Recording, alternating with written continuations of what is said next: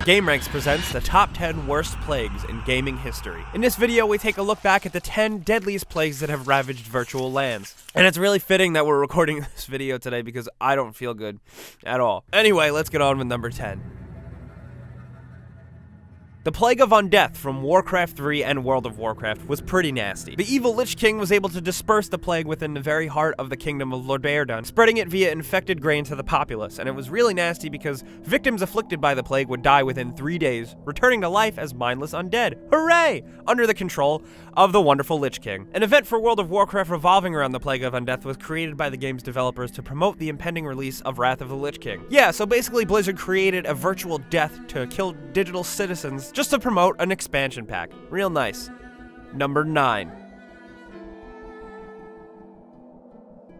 Las Plagas from Resident Evil 4 is a parasitic organism that affects a variety of hosts, including humans and animals. It induces a hive-like mentality into the minds of the afflicted subjects, and they basically get hostile and attack anything that isn't infected, namely Leon Kennedy. A lot like ants and bees, those afflicted by Las Plagas follow the orders of a queen parasite. It basically makes everybody crazy and gross and wanting to kill you, because that's how Resident Evil rolls.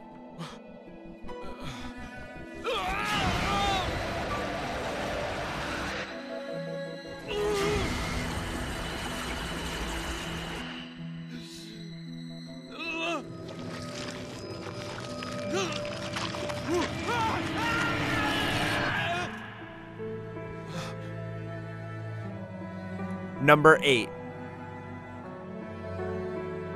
Referred simply as the infection by characters in Left 4 Dead, the green flu caused most afflicted humans to turn into rabid, zombie-like creatures. Hooray! A few individuals afflicted by a mutated form of this disease turn into even weirder superhuman zombies. You know what I'm talking about. The really annoying ones to kill. The most interesting part about the green flu is that sometimes in the game you can find research to combat the viral outbreak, even though it's usually surrounded by a bunch of dead people. Anytime you're really dealing with a plague that turns people into zombies, you're gonna be in trouble. Number 7.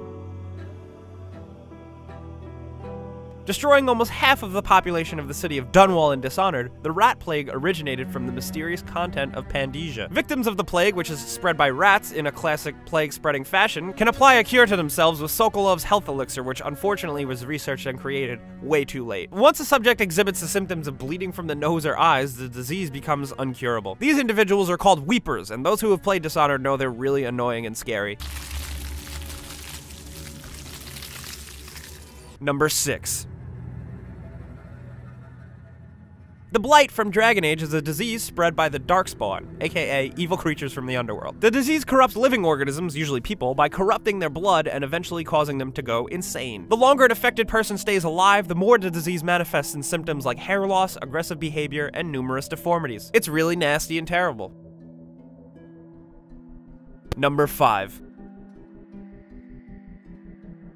The Genophage from Mass Effect was a disease engineered by those damn Solarians to control the population of the warlike race of the Krogan. The Genophage was designed to severely reduce the population numbers by infecting the species with genetic mutations that resulted in stillbirth by most Krogan pregnancies, except for a lucky few. It was really terrible, and the fact that it was genetically engineered by one race to control another is awful.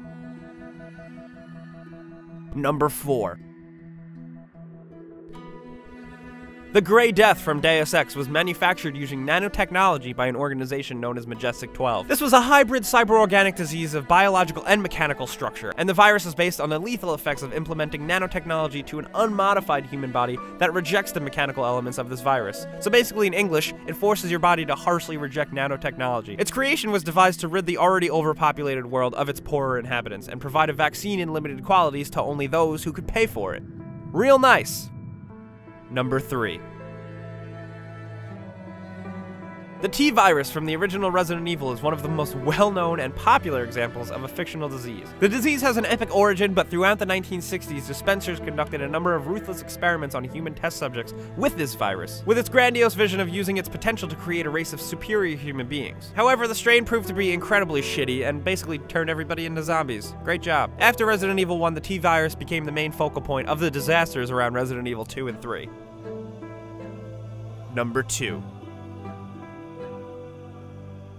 The forced evolutionary virus from Fallout is largely responsible for a large number of mutations in the world of Fallout. Yeah, all the creatures in the world of Fallout weren't actually caused by the radiation. The forced evolutionary virus, or FEV, was a pre-nuclear war research effort to give the United States an edge in their war against China. In the post-apocalyptic world, FEV was harnessed by an individual named Richard Gray, also known as the Master, to create his army of super mutants, as well as a host of other bizarre monstrosities that inhabit the wasteland you know and love today.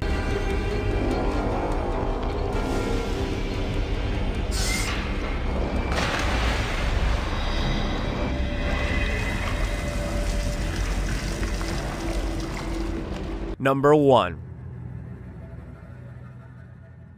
In 2005, an event known as the Corrupted Blood Incident erupted in World of Warcraft. Players discovered that a special debuff spell cast in a raid dungeon would work outside of the dungeon for which it was intended. Though originally intended only to last a few seconds and only in the dungeon, the debuff spread to other characters within the game's populated zones. It caused the players who caught the debuff to either flee the area, thus spreading it even more, or some of them went out to deliberately infect others, because this is World of Warcraft we're talking about. The event of this quote-unquote plague even inspired scientists to take a look at the game's virtual world and served as a new place to conduct research on how people behave, which is really interesting and really scary.